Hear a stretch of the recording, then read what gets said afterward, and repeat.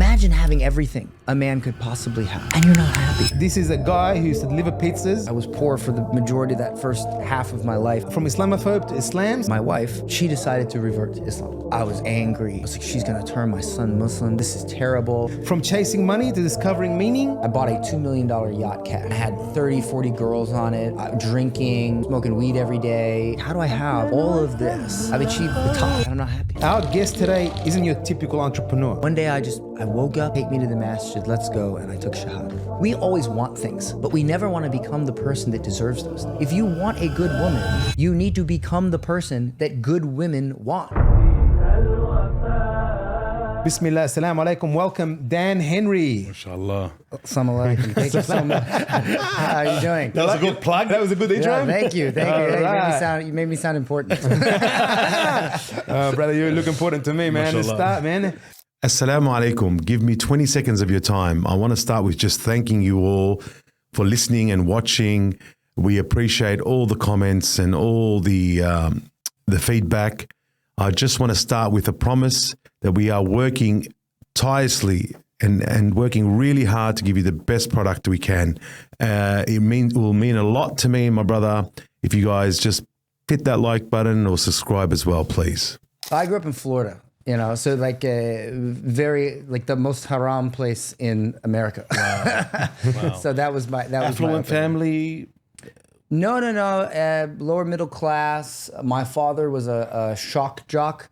So he was like a very dirty comedian type radio host. Wow. Florida is very everybody drinks alcohol. It's a very sex positive culture. So, not really a breeding ground for Islam. So tell us, your young journey yourself. What kind of kid were you? Were you introvert, extrovert? What kind of guy were you at school? I think I started out an introvert and then I became an extrovert. I was always interested in success and, making money and why was that a driving factor for you at that age? Well, it's because my father grew up. My grandfather on my dad's side was a successful physicist. He invented the first sound wave gun that the U.S. Navy still uses today. So he was wealthy. Wow. And my dad grew up, wealthy, right? And my grandfather got throat cancer. Now, he knew that if the company he worked for found out he had throat cancer, they would get rid of him. So instead of using insurance to treat himself, he paid out of pocket so that they wouldn't find out. Wow. He spent every last penny of his money right up until the day he died, and he left my father with nothing. Wow. And my father had to go out.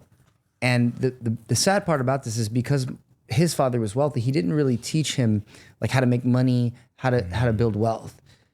So when he didn't leave him anything, my dad had no skills. He was a very good creative, he was a radio announcer, all that, but that doesn't make a lot of money. So when I was a kid and he told me this story, I said to myself, you know what, Dad, I'm gonna become wealthy so that I can take care of you. I will figure it out so you don't have to. SubhanAllah. So that was the initial spark that made me. So did you live a tough young years? Was it hard growing up, not having? We weren't super poor, but it was, I watched the struggle. And my parents, one reason I'm so passionate about marriage is because I saw my parents who individually were great people, but together it was very toxic. I would have birthdays where I would see vases flying over my head and, wow. They would get into shouting matches and it took a lot of years for me to understand why people who, again, can be good people, but when you put them together, doesn't work. It doesn't work. How did that make you feel as a kid?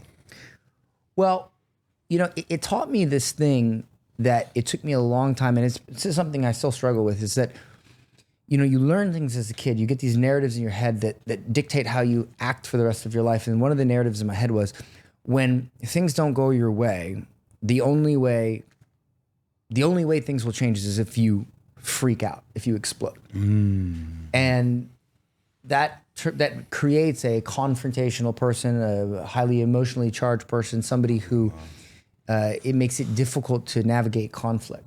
It's something I struggled with for years. So you had anger issues yourself? Yeah, well, not anger issues in terms of I would be angry walking down the street, but more if someone was being incredibly, in my opinion, unjust. Or I'm an 8 on the Enneagram. So if I feel like you're taking advantage of me, we go and tussle. We're gonna war. We're gonna war. You know, and I also grew up in a place where, not like a ghetto, but like still like if somebody tried to take advantage of you or disrespected you and you let them do it, everybody would disrespect you. Yeah. So it was kind of like the situation where you kind of had to like punch the guy. Otherwise, it was going to happen. It was going to be work. And my wife makes me feel better about this because I always am a little self-conscious about sometimes in really tense situations how confrontational I can be. And I know as a Muslim, you're supposed to be very soft-spoken and this and that. But she reminds me, she says, well, you're right. But remember, one of the companions, Omar, was very confrontational, very direct. And I believe, correct me if I'm wrong, but Prophet Muhammad, may peace be upon him, said that, did he say that if anybody was to lead the Muslims besides him, it would be Omar. Abu Bakr and Omar, he spoke about both. So anyway, that makes me feel a little bit better about it, but it's something I still work on. It's a tough one because, the Western mentality is that, if you're soft and if you're gentle, you can be walked on. Exactly. And this is That's the mentality. This is the problem. And that's where the firmness has to come. It's like, don't mistake my kindness for weakness. That's to be fair, this was like my first week in Dubai. So they get out the handcuffs and handcuff you? Or? No. He just chilled out. He cooled down. Honestly, he looked like he had to go to the bathroom, but my driver was just like, don't do that. Like that, you can't do that here. And I was like, oh my gosh, you're right. Like I forgot where I was. I forgot where I was. Hopefully me saying that doesn't get me. This was a dream I had. So take us through. You're in the US, your teenage years, you're flying. Yeah. You're starting to know that, wealth can create some influence. Yeah. So, when I was very young in my 20s, again, I delivered pizza for 7 years. I was poor for the majority of that first half of my life. And how did that shape you, the 7 years of delivering pizza? Because I didn't, you know what it is? I didn't know it was possible. I didn't think it was possible. So I was like, ooh, I'm making like $500-600 a week delivering pizza. I pay my rent at the time, get a bag of weed. I'm happy, like this was Florida life, and this is why I'm so passionate about marriage is I always wanted to marry a good woman. And I realized over time that if you want to marry a good woman, you have to become the man that good women want. And I would go through girlfriend after girlfriend and they would tell me, they'd be like, Dan, you got nothing going for you. You have no ambition. You're not going anywhere. And at the time I was like, oh, these girls are crazy, whatever, But they were right. Like, what woman, like in Islam, you are supposed to provide for a woman. Like 100%. If you weren't supposed to, why would that be a thing in Islam? 100%. And so there's this section of American culture that basically says like, oh, it's 50-50, this and that. And you don't have to. And I subscribed to that and I realized very quickly that I couldn't. So I had to learn, I said, I'm gonna learn how to make money. So I answered an ad on Craigslist to get a sales job. Wow. So that's where the doors open in sales. Yes. Now, do you remember Billy Mays, the OxyClean guy? Yeah, I've heard of him. Yeah. Right. So this was the company where he got his start. You see those TV pitchmen? Yes. What happens is there's this company that they go around to like these different department stores, grocery stores. And if you've ever seen like somebody doing a blender demonstration, a Ginsu knife, these are where these guys come from. The best of the best wind up on TV. Oh, wow. I got a job at that company and I was doing these cookware shows selling this cookware, right? And I learned that, man, like it's so easy to make money when you know what to say. I had this incredibly overpriced set of cookware that I thought like nobody's gonna buy this from me. And it's like 5 times the price of any other set of cookware in the store.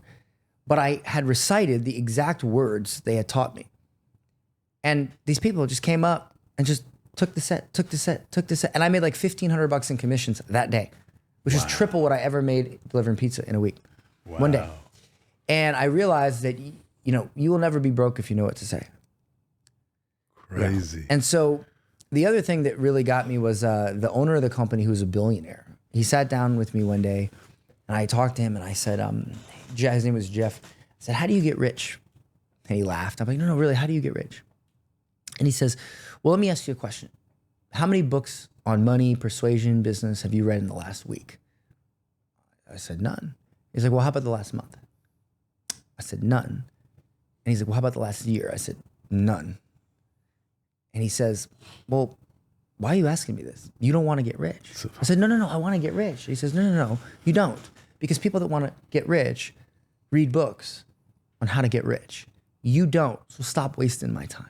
Wow. And see, that was a moment for me that really shifted my mindset, because I was like, wait a minute, we always want things. Like, we want to have a nice car, we want to have a nice house, we want to have a beautiful marriage, but we never want to become the person that deserves those things. We're not human havings, we're human beings.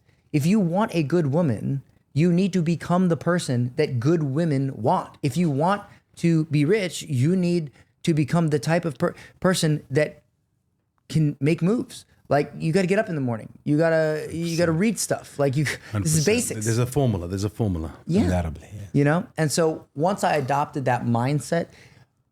What changed? You started reading? Oh, I read over 100 business books. Wow. Yeah. Mostly on like copywriting and stuff like that. I studied business. I studied like, I would constantly, men who were married for 20, 30, 40 years, I would say like, what's your secret? Like, what? And there's a magic question you can ask anybody if you want to figure out what's special about someone, or even what's special about yourself. You say, what is something you believe about the world to be true that most people don't? Because 1% of people have the money they want, the body they want, the marriage that they want. 1% of people. 99% of people don't. So if you want to be the 1%, you cannot behave like the 99%. So you got to find those 1%ers and you got to ask them what's different about them. And then you just got to do what they do.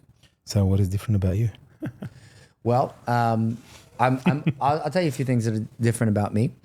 I'm very unapologetic. I would just say it like it is. I've always had that very straight talk, like, here's how it is. Yeah. And that will attract a certain type of audience who just likes it like it is. I'm also always willing to be wrong. I want to be wrong. Because here's the thing. If I'm right about everything, that means I'm done growing. Yeah. That's a horrible reality. Yeah. I want to constantly find things that I'm wrong about so that I can grow. I was wrong about Islam. I hated Muslims. I thought they were all terrorists. Why? Wow. Well, I'll tell you why. We'll go through that. Let's finish. Yeah. I'll tell you. I like that one. Yeah. Yeah, I was very nervous getting on planes with you guys. Okay. But yeah, that I would say that's what's different about me. What was number 3? The third one is that I do not like this concept of accepting yourself or just loving yourself. I cannot stand that concept, because what if you suck? Like, oh, you need to accept yourself. You know, you have self-love. Okay, great. What if you don't like what if you genuinely suck as a person? You're just gonna say, I love myself? Or you're gonna do something about it. You're gonna do something to change. I did not like myself, right? I did not like how I was as a man. I did not like how I was as a father, as a son. I didn't like any of it. So I didn't want to accept myself. I didn't want to practice self-love. I wanted to become a person that was deserving of self-love. Wow. And so that's something a bit different about It's amazing. Yeah, But that's so true, that the concept of, we've been in business where, you start your business, you think, why not getting the big contracts? Why not getting these, You don't deserve them. You don't deserve it. You haven't got the capacity. You haven't got the ability. And only till after 10 years, we started getting these big contracts, and I understood we weren't ready. Even if Allah subhanahu wa ta'ala decided to give us that contract, we were going to fall flat face on our head and embarrass ourselves and embarrass our company. Yeah. Where Allah subhanahu wa ta'ala is only, like you said, only giving you deserve of a great woman if you're great. Yeah. So that concept, mashallah, you learnt it early before Islam. That's Islamic values too, really. I learned most of that as I was becoming Muslim. Wow. Yeah. Amazing. Yeah, that's how I actually got my ex-wife back. Wow. Yeah, because... So don't go there yet. Yeah, I want to know how you became this Islamophobic... Yeah. So look... Anti-terrorist... Well, look, if you... anti-terrorist. Careful how you say that. This is recorded for quality coaching purposes. You're not going to make it back to Dubai after this podcast. Yeah, I know. So I grew up in a country, and especially a state, very red state, where everything you saw, every time you saw a Muslim on TV, on a movie, they got an AK-47, Allahu Akbar, yalla, yalla, yalla, blow up the bus, whatever. So if all you ever see of all, my grandfather on my father's side, the physicist, he said, and I never met him, unfortunately, but I know a quote from him that stuck with me for my whole life. He said, constant exposure will always lead to some form of contamination. Wow. He was a physicist. So if you are constantly exposed to the concept that all Muslims are bad, all Muslims are terrorists, all Muslims are pedophiles, at the very least, you're going to think that at least a little bit, right? And if everyone around you thinks it a lot, you're going to think it a lot. 100%. And so I thought it a lot. Wow. Yeah. And I was... Did you guys have discussions with guys about this? Like in your... Oh, bro, I can tell you some Muslim jokes. Wow. we won't do that. I still have to go back to Dubai. but that's interesting. What are like a... This is Americans go hard, bro. Yeah. Like, I know, because we've seen some of the footage, especially with... Because undoubtedly, like that narrative has to be so strong in your head when you go out, go to Iraq and do what you did as a soldier. You know what I mean? They still think that most Muslim countries allow child marriage. They still think that.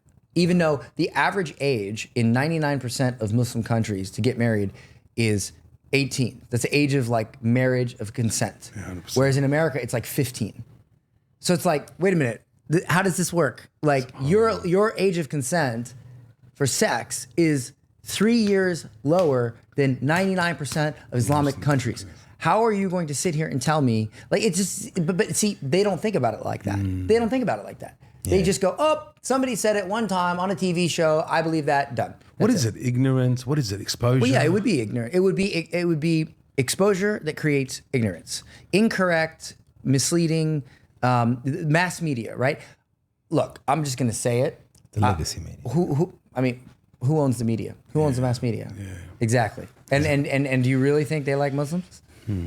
I don't think so. Yeah, well, if Islam flourished throughout the world, sex economy is gone, alcohol economy is gone, drug economy is gone, war economy is gone, pornography, all those. These are multi-billion-dollar industries. You do realize that the person that owns the biggest porn site on the internet is a rabbi. Yeah. Oh, yeah. Yeah, we were seeing that. It's quite a lot. Yeah.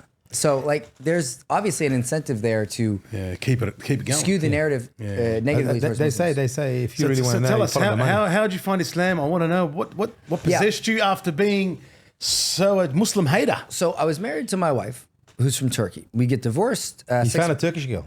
I did. Was she Muslim? No. It wasn't. I mean, her from a Muslim country-ish. But not practicing anyway. Not practicing, not even not practicing, just not Muslim. Just like, oh, it's on my passport, but that's about it. Oh, wow. Yeah. And so we get divorced 6 months after my son was born. And I went off and I made millions of dollars. I'll be honest with you, I bought a $2 million yacht cash. And I had 30, 40 girls on it, drinking, smoking weed every day. I mean, just like Dan Blazarian type stuff, Playboy type stuff, right? Dunya. Yeah. Oh yeah, hardcore. And I wasn't happy. I would still go home at night completely miserable. And I'm thinking, I was asking myself, like, how do I have all of this? I've achieved the top. And I'm not happy, And around that time, my wife, and my ex-wife at the time, says that she decided to revert to Islam. Wow. So she became Muslim. And I was angry as angry could be. I was like, she's gonna turn my son Muslim. This is terrible. No. How old is he? How old was he when she converted? This was like he was like 3. Oh wow. Yeah, and impressionable. I was exactly, yeah, and I was angry, right? And so at first I fought her on it, caused a big fight. And then I thought about it, I'm like, all right, I gotta make an executive decision as a father. And I thought, it can't be that bad. I'm like, look, if he's not Muslim, then the Western American world might say, hey, little boy, did you have a bad day? You might be a girl or a tree or a blue wombat from planet Zarzar. I don't know. And I was like, okay, trans Muslim. Oh my God. There were your alternative in your mind? No, I did. And I was like, No, Muslim. I was like, because if he's Muslim, he's not going to be that. So I was like, screw it. I was like, screw it. I was like, make him Muslim. So I called her up. I'm like, make him Muslim. She's like, what do you mean make him? Like, why are you changing your mind? And I explained my logic. And she's like, damn. Like, you know, I was like, take the win. Take the win, lady. You know? But then I was like, I need to know my enemy. Because I'm a big believer in know thine enemy, right? So I was like, I'm going to read this Quran. I'm going to go to the masjid. I'm going to pretend to like want to go to the events, to just to be a part of the family with my son, and I'm gonna figure out, so I know exactly what to do the day my kid asks for flying lessons, right? Like, where's the hijacking instructions in the Quran? You know? And I started reading, going to the masjid, learning. And I was like, wait a minute, whoa. Sorry to interrupt. If you're enjoying this episode, make sure you subscribe and leave us a comment. Thank you. This is not what I was told Islam is. This is not what the media and the Western world, like, it's almost like. Did it really shock you? Oh, it shocked me. I was angry because I was like, this is a lie. Like, I was lied to. You know, I was lied to my whole life. Like, imagine somebody says, it's like finding out Santa Claus wasn't real, but like in a much worse way, you know? Because I was like, wait a minute, these people are, this is amazing. Like, these people are nice. This is like I've been to a Christian church, bro. Like, not to say my parents are Christian, not to say anything negative about Christians, but dude, the lack of authenticity in evangelical Western Christianity it's almost like you kind of have to be dumb to fall for it. You kind of have to be stupid. So I think knowing your personality and now really looking at you, subhanAllah, you must have felt vulnerable. Or sorry, you must have felt gullible. Yeah, I felt like I fell for it. You know, hello, because I can say in that personality, it's like that's the worst thing you can do. I was angry, you know. It's the worst thing you can do to him because, like you said, he's strong on, you know. Get me wrong, but not this wrong. Yeah, you tricked me, you know. And I was angry, man. I was angry, and I you know, I started looking more into it, and I realized, man, like this is and you know, imagine having everything a man could possibly have, and you're not happy. Wow. And at that exact moment is when this happened. And one day I woke up and I was just like, you know what? Take me to the masjid. Let's go. And I took shahada. La ilaha illallah. That's amazing. Him Muslim, you know. So how did you feel on the inside? Like, honestly, like in your heart of hearts? Like, well, can you describe that feeling? Yes. When I went to the masjid, I kind of hung out there for a few hours. Because like, it's almost like, for me, it was like I was about to jump out of a plane that was on fire, you know? Yeah. And so I hung out there for a while, and I'm sitting in this room and have you ever swam and dove underwater? And if you go down far enough, you feel the pressure of the water on you? The compression. I was in the masjid, and I'm not a very emotional like I make decisions based on logic. And I had already kind of logically said to myself, like, okay, Islam, this has to be the truth. But when I was in the masjid, I felt an overwhelming amount of peace and fulfillment and just love, but it felt like it was all water. It was like I was under the water of all that love, compassion, peace, just pressuring down on me in the best possible way. Wow. And you had it all, and you couldn't get that feeling. Imagine that. Imagine you have that all and you can't get that extreme dopamine feeling. And here I am in the masjid with, like, I got, you know, there's no party favors, there's no drugs, there's no females. They're in a totally different room, you know, they're all dressed as ninjas and nothing to look at. And here I am, the happiest I've ever been, feeling the best I've ever felt. Wow. And I was just like, okay, that's it. What was the thing that drew you to say, this is the right religion? What was that? There were several, but one of them was, honestly, I thought to myself, you know, in the Christian world, most people would say, oh, Christianity is made by God and Islam is made by man. That's obviously their argument, right? But I thought about it and I was like, wait a minute. The Christian Bible has been changed like a bazillion times. In 1400 years, the Quran has never been changed. Why? Because when you pray, you recite a section of the Quran. And billions of Muslims every day do it. So if you took every Quran and you burned it, within what, an hour, you'd have it back. If you're an imam, most imams, or at least a fair share, know the whole Quran. It is written in people's hearts. I don't know any pastors that can recite the entire Bible front to back, you know? And so I thought, wait a minute. You're not going to sit here and tell me that man created a better, more efficient system than God. Unless, you switch it. Islam was made by God, and modern Christianity was made by man. And it just made so much logical sense to me. Wow. Yeah. I love the way you think. It's So amazing. you can say, mashallah, you're very logical and very you can see the evaluation in your thought, even when you talk, subhanAllah, mashallah. Like you say, you're evaluative, like that's it. When you make a decision, that's it. There's no stopping it, is it really? And there were several things beyond that. Like, there's the story of how at so many weeks the angels can see the sex of the baby and this and that lines up with like when you can do an ultrasound. Science, the science. Just like all this stuff. And I'm just like, man, like this is like, how would you know this stuff 1400 years ago? There's no way. How was mom and dad about this? My mom was actually surprisingly cool with it.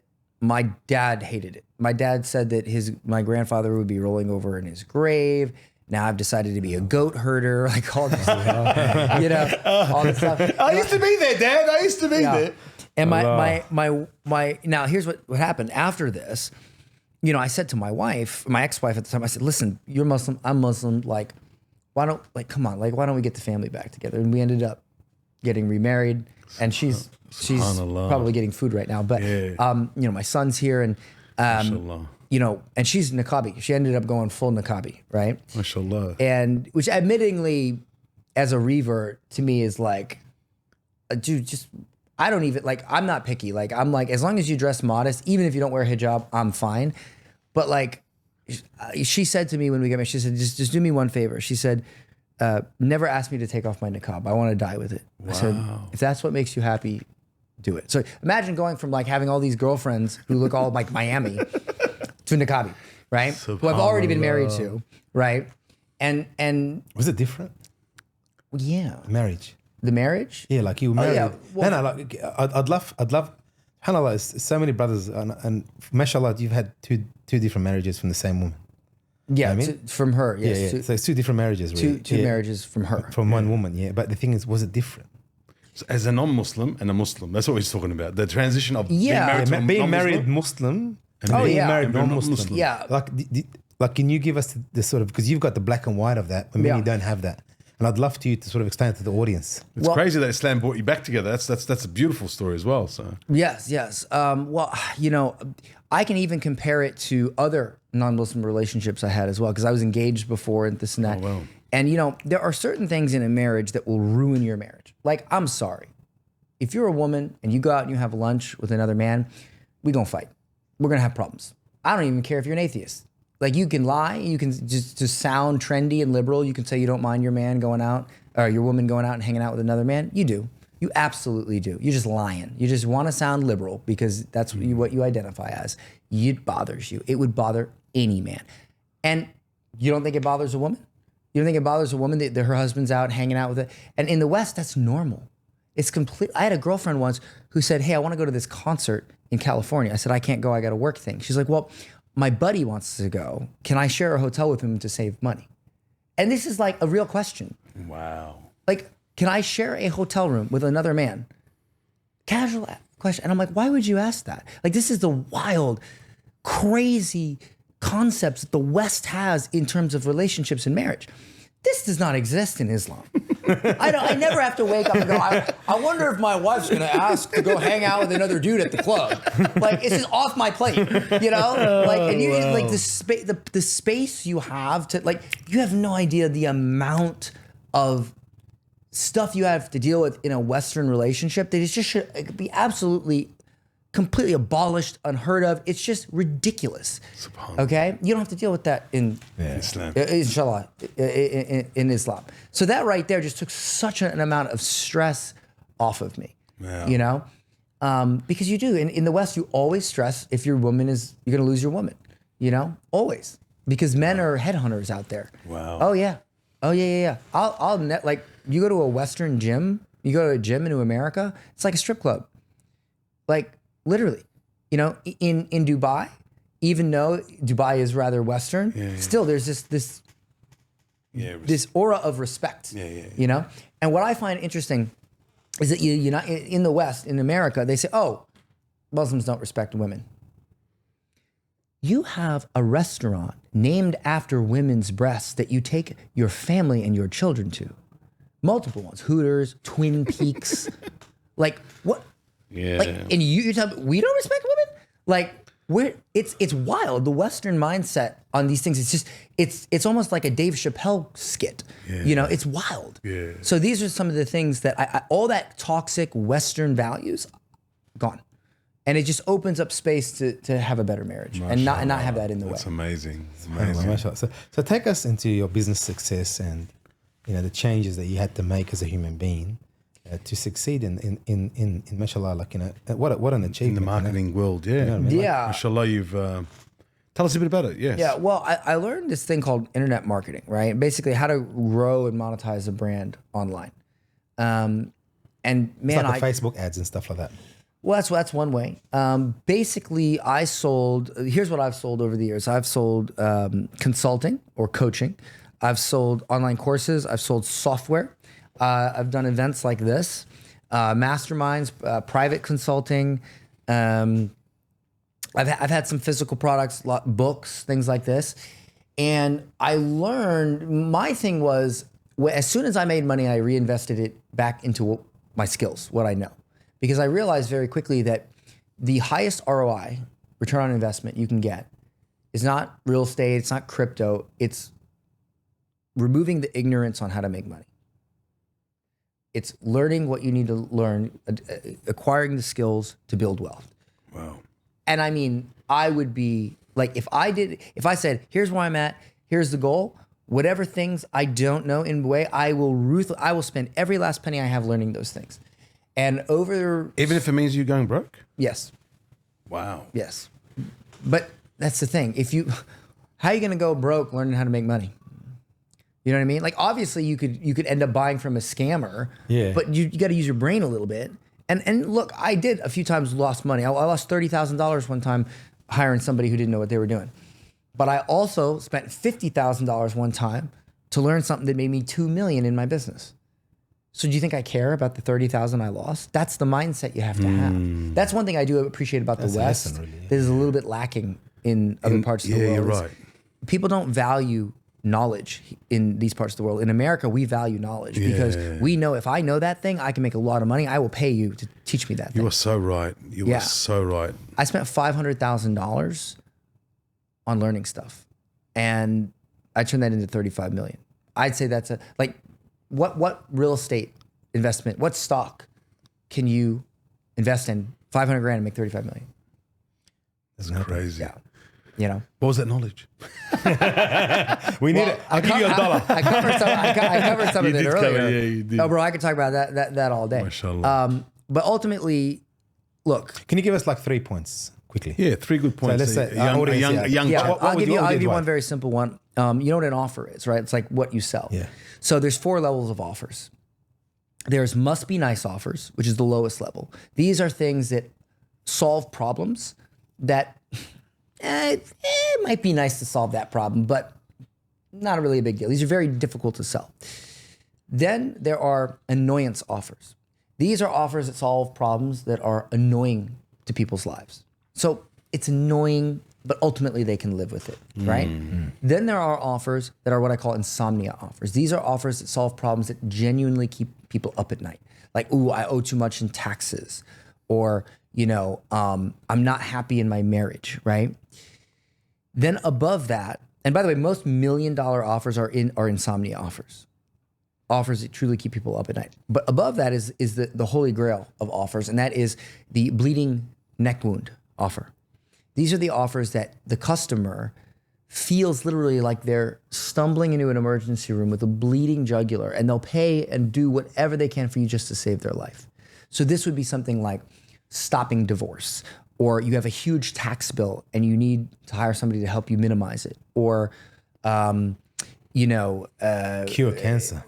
So there's actually a guy, Chris Beats Cancer, has a huge brand, does very well with it, curing cancer, right? So like alternative medicine, this is why these things do so well. It's because it's a bleeding neck offer. So what I generally tell people is, listen, you could spend decades trying to sell a must be nice offer or an annoyance offer. And you can be the best at marketing, sales, whatever. It'll still be hard. Just take the time to find an insomnia, or if you're lucky, a bleeding neck offer, and just make life easy on you. Wow. You don't even have to be that good. So that's the real trick. Oh, wow. Yeah. Alhamdulillah. Amazing. You're right. Yeah, You are so right. Yeah. When you're bleeding, mate, Yeah. You need your customers to be begging you. They need to be having their hands on their necks, blood coming down, then please help me solve this problem. That's when it's easy to sell. Yeah. Yeah. That's when you can charge top dollar too. Absolutely. Well, I mean, especially if you have the solution. yeah, I mean, I sell $50,000, $100,000 consulting packages. I have a mastermind that costs $25,000. Why? Because if you have a business, you put your heart, your soul into it, it's not growing. Your brand is not growing at the rate you want it to. That keeps you up at night. That absolutely keeps you up at night, you know? And so that's why I sell what I sell. It's amazing. Like also in the world, you've seen how many scam masterminds are out there. Yeah, and that's the thing. I have another company in the Muslim marriage space, and I've spoken on stage with Tony Robbins. I've got best-selling books. I've got like awards. Like I've done everything. I've done all the social proof you could possibly have. And sometimes, depending on the country, well, how do I know you're real? I'm like, go on my Instagram and just scroll back 5 years, and you tell me if you can fake that, I deserve the money anyway. If I'm that good, like if I'm that good at faking it, please, yeah, like I think I deserve the money.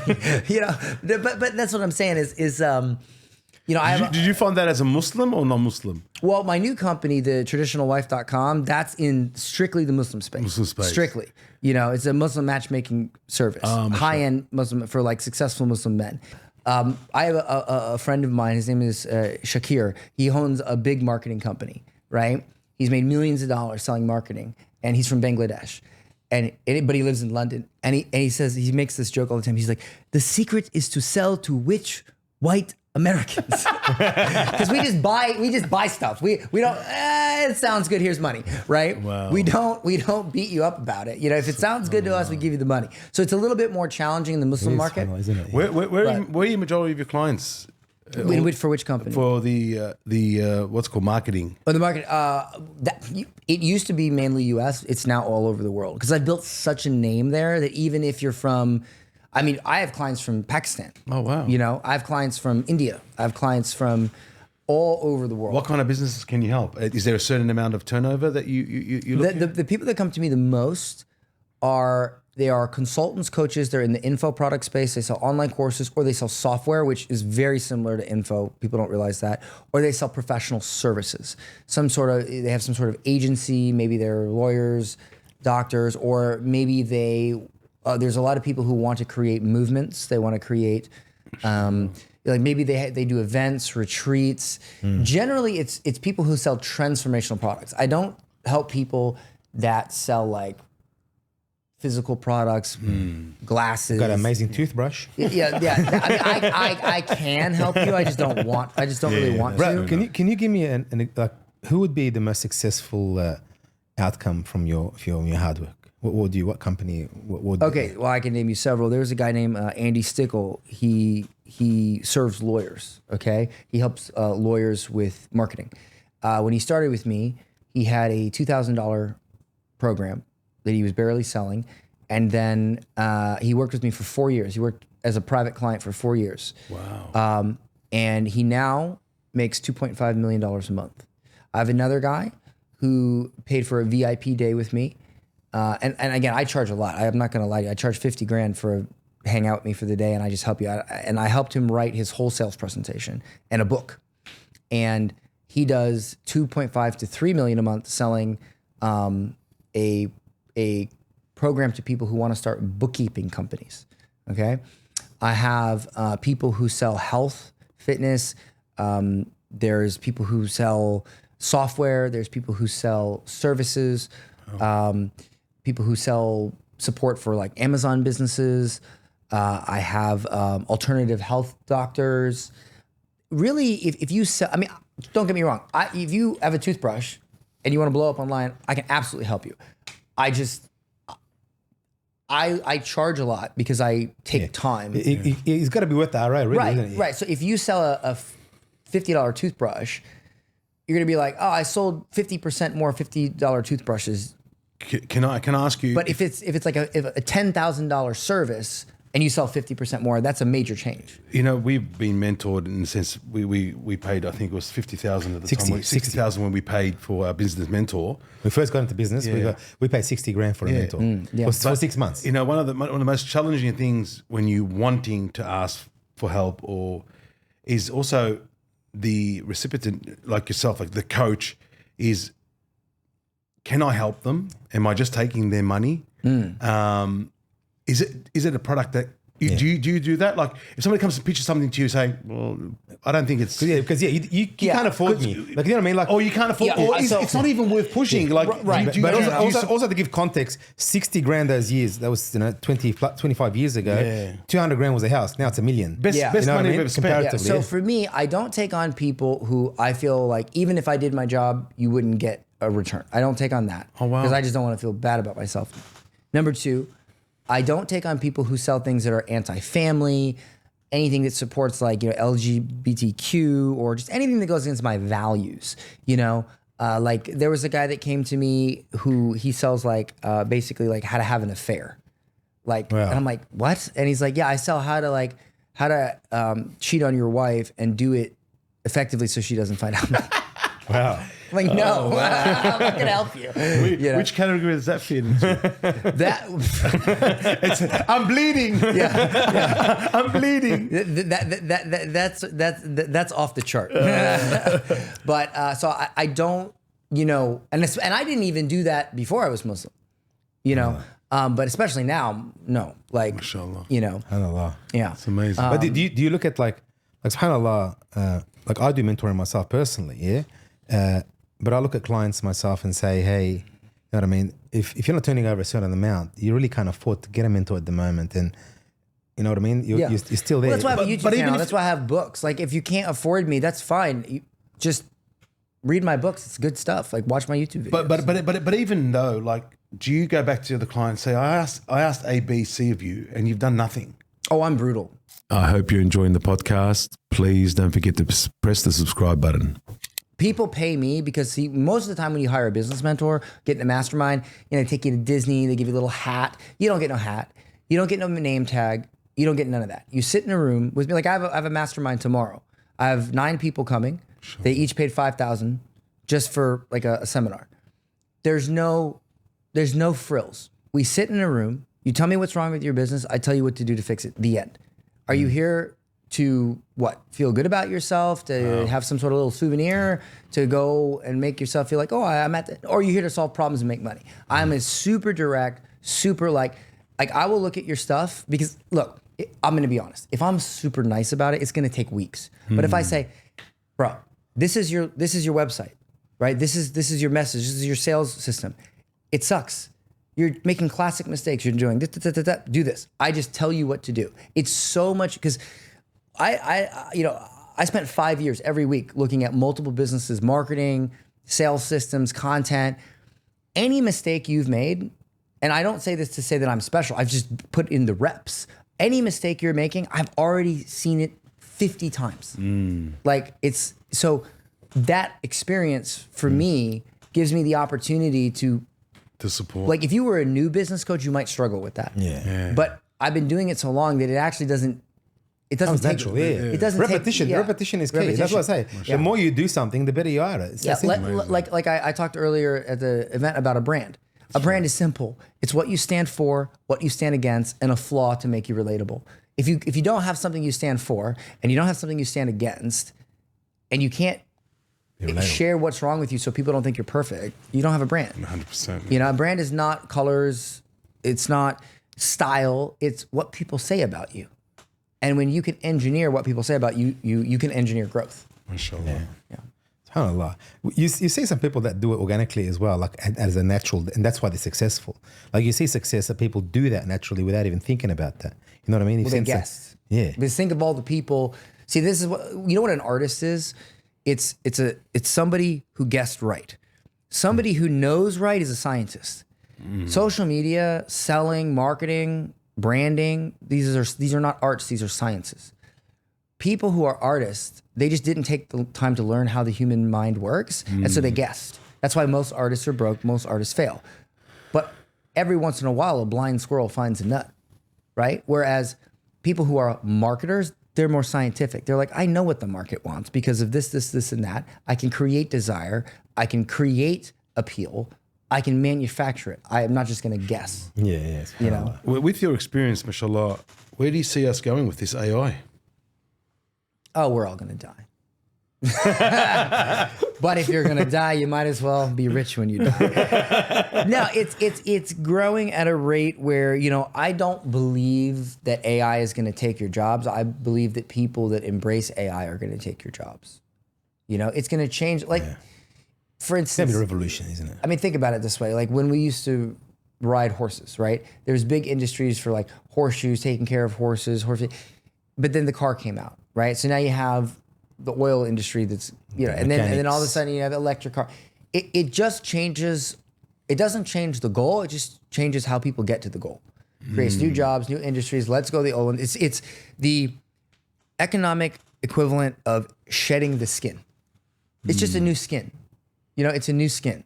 It's a scary new skin because it's new for us. The internet was super scary to my parents. But, you know, it's just a new skin. It's a new skin. And do you use a lot of AI? Oh, I have an AI software. A lot of what we do in our company most of it is AI. Yeah. Wow. It's constant. I mean, I'm in AI every day. Like we designed our own AI copywriting software based on like my frameworks and our marketing experiments. Because, you know, ChatGPT is not a marketer. It just knows some basic marketing stuff. Yeah. But imagine you had like thousands and thousands of campaigns of data feeding a custom AI. So we made that. Oh, wow. Yeah. It's amazing. No, I love AI. Yeah, look. How big is your team, man? For which company? The getclients.com? Yeah. That's about 9 people. And then the traditionalwife.com is very small. That's like 3 or 4 people. You're based in Dubai at the moment. Getclients.com is based in the US. Most of them are in the US with some virtual assistants. And then traditionalwife.com is a UAE registered company. Oh, wow. So you keep it lean, man. That's lean. Yeah, well, see, we grow. So right now we have one salesperson for Traditional Wife. We have one sales marriage advisor. We have one matchmaker. And then I handle obviously like the marketing and the content. Oh, wow. And as we grow, we'll get another matchmaker and another matchmaker, maybe another. Why did you get into that field? What was because of what you believe that? Yeah, you know, I'll tell you why.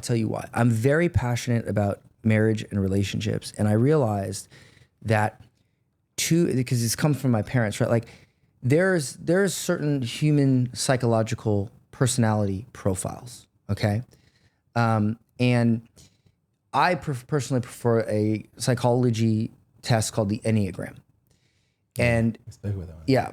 And so based on your personality type, you can be in a room with somebody and you can both be good people. But if you fit together like a puzzle piece, you know, psychologically, you're just going to be aligned. You're going to be aligned. And I personally believe that when alignment comes first, you cannot stop love from coming next. And so to me, it's super important to take the time to find someone that you are psychologically aligned with so that the chance of divorce is extraordinarily low. And that's what I did with my other wife. I took, she took personality test. I took a personality test. I spoke to, probably 100 sisters, and I made them take personality tests. Wow. And I found the one that fit. Best match. Yes, the most.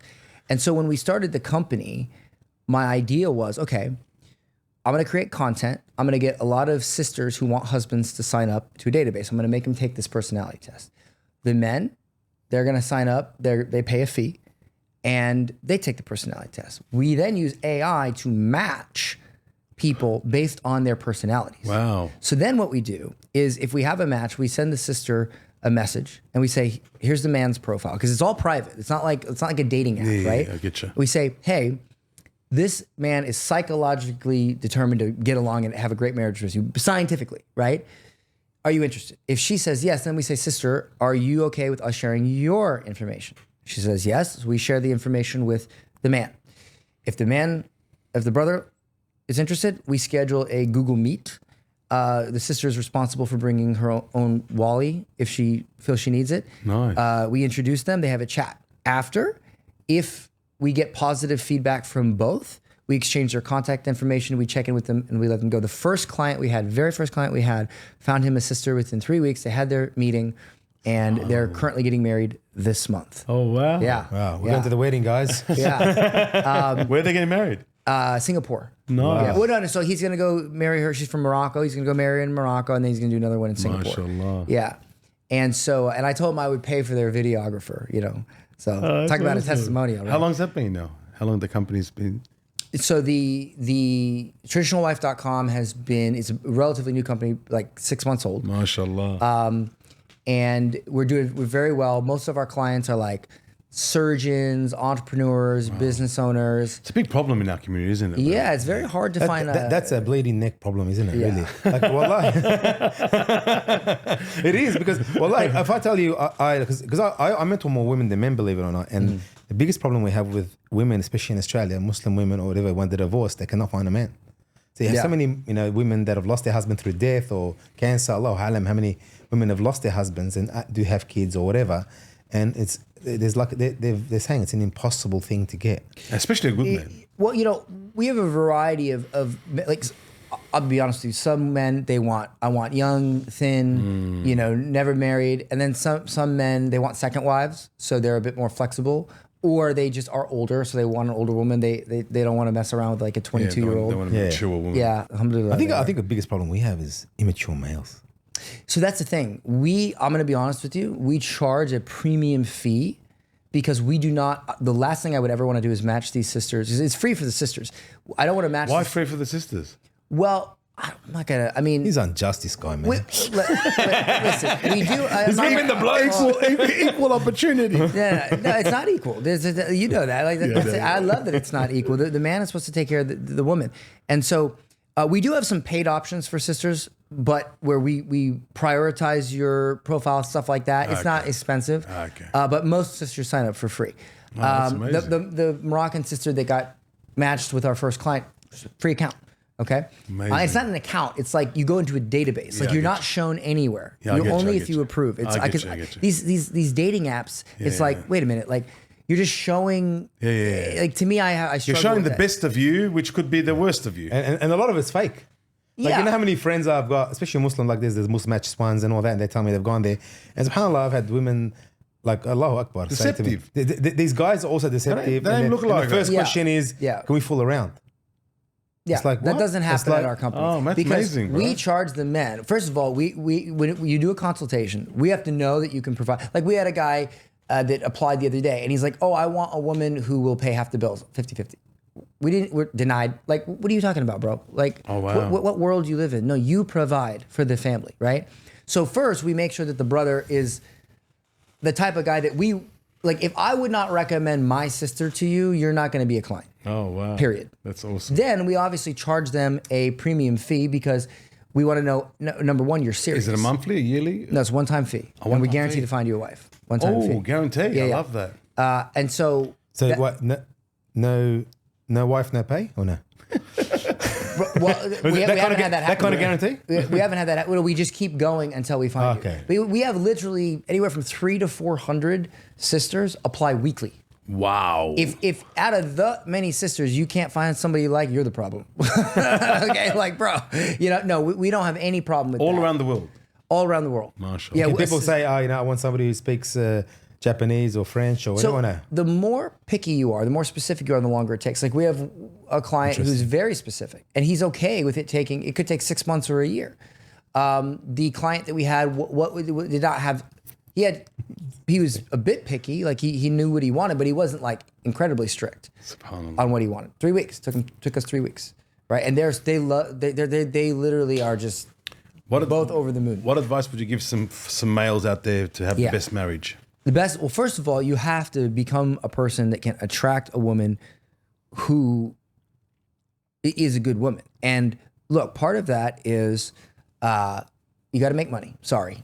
Like I really have a problem with, because we've had some brothers who will comment and they'll be like, why do you, like we asked that at a bare minimum, you make $5,000 a month, preferably $10,000 a month. Okay. And we have brothers who say, well, wait a minute.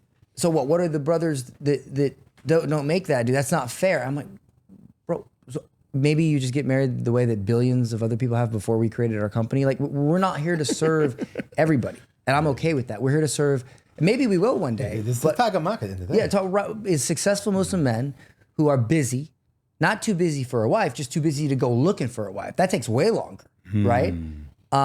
Trust me, I know. And it costs more. And it costs more, right? I mean, think about this. How much does a divorce cost you?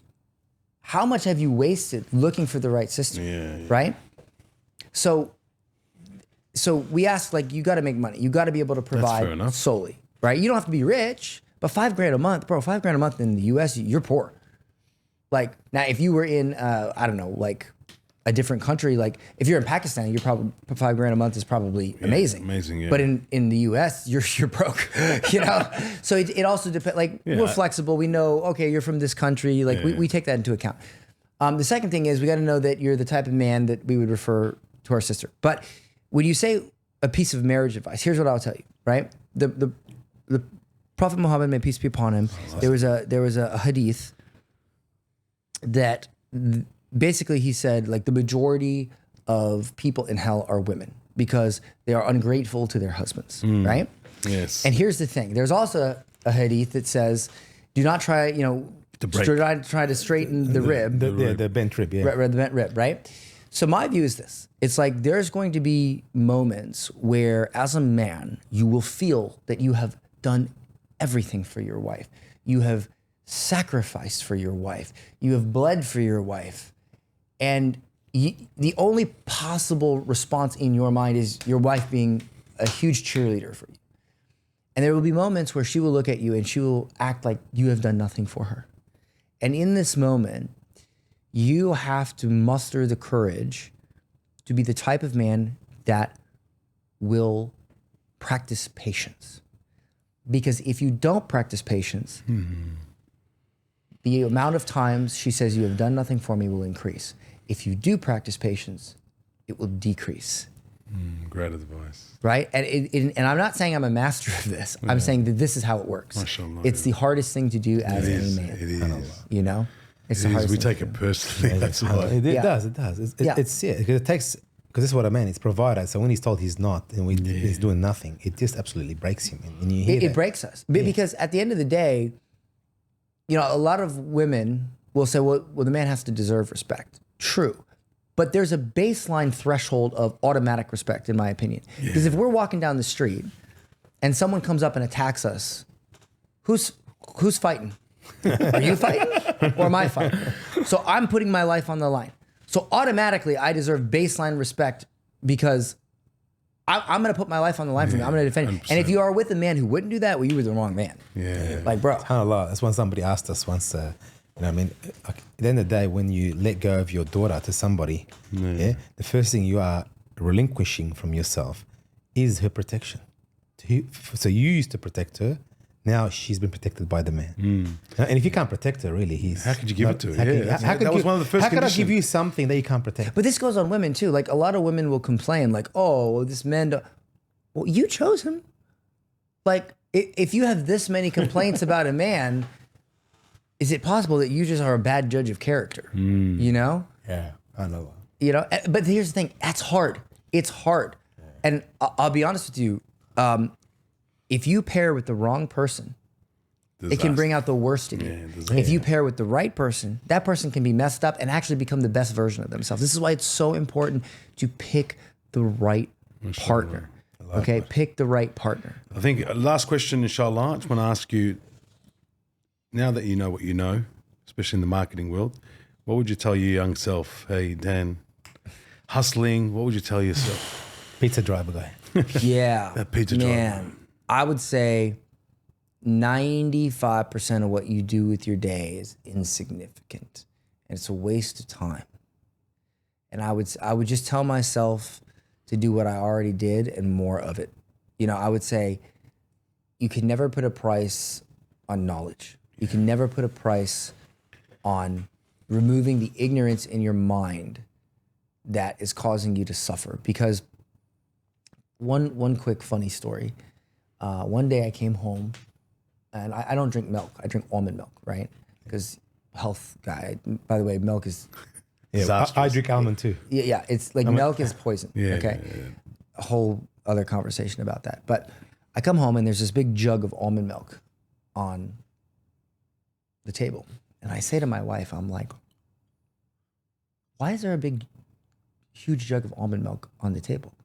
And she looks at me with this kind of like, almost like a mean look. I'm like, uh-oh. So she goes over to the refrigerator. She flings open the refrigerator. She grabs a carton of store-bought almond milk. She says, do you know what this is? Almond milk. She says, yeah, but this costs $6. And it's full of all these carcinogens and gums and horrible things that are going to give you cancer. And I was like, okay, what do you want me to do about it? Like, okay, you know? And she goes, you know what this is? She points at the carafe of almond milk. I said, almond milk? She says, yes. But do you know what this is? She grabs this little black contraption. She says, this is a homemade almond milk maker. It was $50 on Amazon. It took just a little handful of almonds and water to make all this almond milk. So she explained to me that basically for like 25 cents, you get like 5 times the amount of the $6 carton, and it's just almonds and water. It's just pure almond milk. And I realized at that moment that my wife was right. And I realized that I had been overspending literally 150, 200 bucks a month on almond milk. I drank a lot of almond milk, coffee, stuff like that, protein shakes. And I was ingesting things that probably were going to give me cancer. Why? Because I simply did not know you could make homemade almond milk. And it's the things in life that we don't know that cause us the most pain and suffering. If you want to be successful, you simply have to be utterly ruthless about figuring out what you don't know. That's it. SubhanAllah, like again, I love that, but also, mashallah alaik, like one thing that stands out for me, you know, but you do. But there's so many that know that do not do. You know what I mean? Like SubhanAllah, like I ask people, do you know who's the most knowledgeable after Allah subhanahu wa ta'ala? Who's the most knowledgeable after Allah? Prophet Muhammad, peace be upon him. No? It's the shaitan. Shaitan is the most knowledgeable after Allah subhanahu wa ta'ala. He's seen the Lawh al-Mahfuz. He's seen eternity. But the thing is, he knows, but he didn't do. Yeah. But mashallah, you're not only a knower, you're a doer. And that, mashallah, that stands out for me, how you're a doer. And this is what I tell my brothers. Knowledge is worthless unless you do action committed with it. Because even in that, we even speak about the Fatih. You know the Fatiha. You know the Fatiha, yeah? It's the opening. The opening is the Fatiha. MashaAllah, you implement the Fatiha. How? Because in the Fatiha, Allah subhanahu wa ta'ala, we make a promise in the Fatiha. We supplicate to Allah subhanahu wa ta'ala, we say, Bismillah ar-Rahman ar-Rahim, Alhamdulillah, Rabbil Alameen, ar-Rahman ar-Rahim. We constantly supplicate Allah subhanahu wa ta'ala, but then we say, Iyaka na'budu wa iyaka nasta'een. We only worship you, which is all the actions we do for you, and then we also seek help from you, Allah. So there's ibadah and action. So iyaka na'budu means I will grow and learn everything for you and do it for you, Allah. But ista'ana is when I seek your help as well. I'm trying my best, and you know what? My damn. Yeah, sometimes that's the opening. That's the fatah. And this is what we told our brothers. Iyaka na'budu, iyaka nasta'een is the key to opening everything. That's why Islam starts with the Fatiha, fatah, open. And mashallah, you implemented that. You can see that. Yeah, mashallah. Like, you can see that because again, because what did you do? You committed to action, but guess what? You went and learned and leaned onto people. Isti'ana is seeking help. You didn't just do it. But most of my life I didn't. And what's crazy about it is when you take action, sometimes you only have to take action once to massively change your life. And unfortunately, I spent most of my life not taking action. And I'll tell you this, when I did take action, I was very angry because I realized, wow, I could have had all this years ago. But it wasn't yours, subhanAllah. It wasn't meant for you. And this is what I tell my brothers. I say, subhanAllah, the rear vision mirror is so small. Why? Because we just look back into it, just to stay safe. But my focus is right there, right at the front. Big windows there. Keep your eye on that street, man, because we're heading forward. And mashallah, man. Mashallah. Allah bless you, man. May Allah subhanahu wa ta'ala elevate you. Thank you for coming up. Thank you for sharing. And We normally end our podcast on a I am statement. I'll let you think about that for now, and then I will close the podcast. Now, first and foremost, Jazakum Allah khair for watching.